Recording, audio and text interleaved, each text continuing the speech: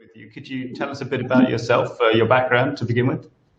Yeah, sure. One of the reasons I was tagged for the Ask the Experts when I first started, boy, 6, 7, maybe even longer years ago, was because I was living in China for 20 years. And at the time, I was running a sourcing agency for the majority of that time.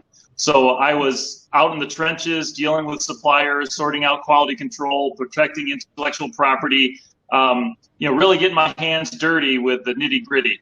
And later I moved into consulting and started a law firm called Asia Bridge Law, where we assist the foreign buyers set up their contracts so that they don't run into problems with their suppliers. So because I was a native English speaker on the ground in China, and there weren't that many of us around in mainland China 15 years ago, that's why I started getting tapped by global sources to help make videos.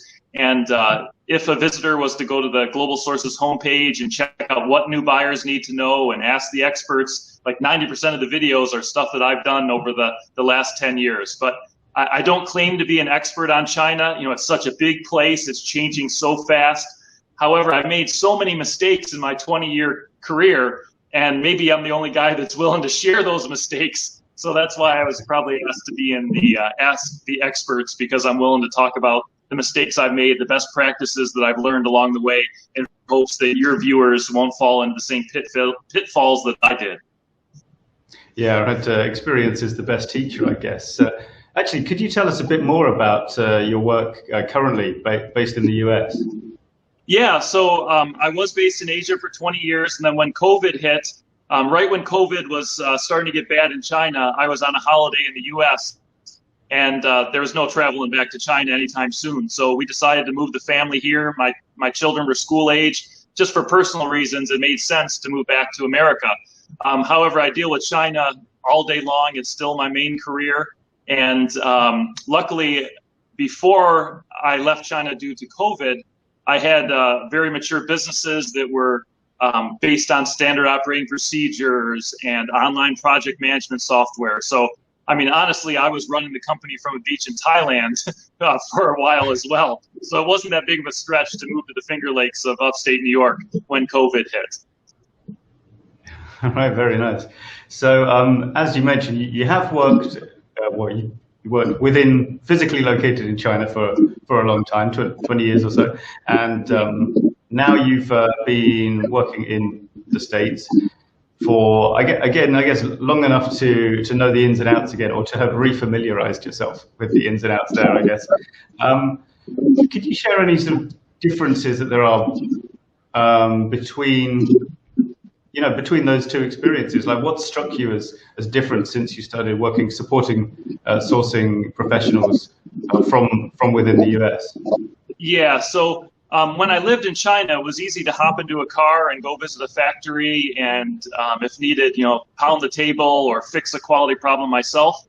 There was a time in my career when I spent a lot of hours out in the field, in Chinese factories, sometimes going to karaoke afterwards to make friends with the boss, all that kind of stuff. But our company grew. At one time, we had 400 employees, dealing with supply chain management on behalf of customers in the U.S., Europe, and Australia. Everybody from products that were flown into Walmart to General Motors to Apple-related products, and a lot of Amazon. So it's been a long time since I was the guy that had to go to the factory.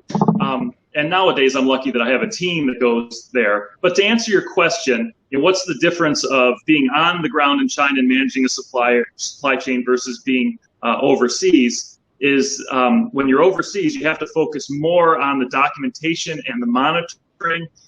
If you find out about a problem, it's almost too late to fix it. By the time you get your plane tickets, and even as recently as a few weeks ago, it wasn't that easy to travel back and forth at all. So when you're outside of China, you have to be even more careful. Back in the old days, 15, 20 years ago, people felt that, hey, a contract wasn't worth anything in China. The suppliers aren't going to respect it. And it's all about guanxi, or special relationships, that you have to, if you're friends with a supplier, everything else will be okay, right? So the old way of doing business was you would go to karaoke, you would drink baijiu, and you would be good friends and give presents and hope that that supplier would would like you and not steal your intellectual property and get your quality right. Those days have long gone. Now you really have to do three things. Yes, it's important to have a good relationship, but if you pay your bills on time, that's enough to build a good relationship. The second is you need some documentation, right? You got to have written procedures, written contracts, and then the third part of this base, three aspects, would be monitoring. So all those things were important whether you live in China or live overseas. But when you are not in China, you really have to rely on the monitoring and the documentation. So it is a three-tiered approach, regardless of where you are in the world. But yeah, the sad part is you can't just hop in a car and go fix it. The good news is if you set up a supply chain management system properly, you won't ever need to do that. And you can. There's plenty of people that are very successful importers from China that have never been to China. I believe you're planning for the most part to be doing, at least initially, these Ask the Experts questions in text form. Is that right? Yeah, I mean, we're happy to receive, mostly because of the time zone differences. A lot of folks, they just send a question in to Ask the Experts, and then in busy weeks we'll let it pile up until Friday, and then pick the best 4 or 5 questions and answer them on Monday for the next week. But so sometimes if it's an urgent item, we might get back in 24 hours. It really depends. To be honest, probably 80% of the questions that come in have already been answered. So often it's as simple as saying, hey, here's a link to a 5-minute video that we made 2 years ago on that given subject. So we try to help everybody out. But if it's a really good, tough question, we might take a day to chew on it and maybe pull in some other experts and give a proper answer.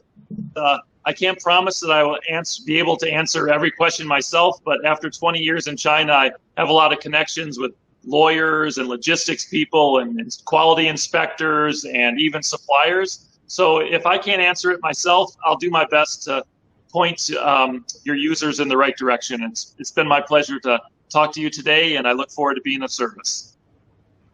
Thanks, Mike. My pleasure.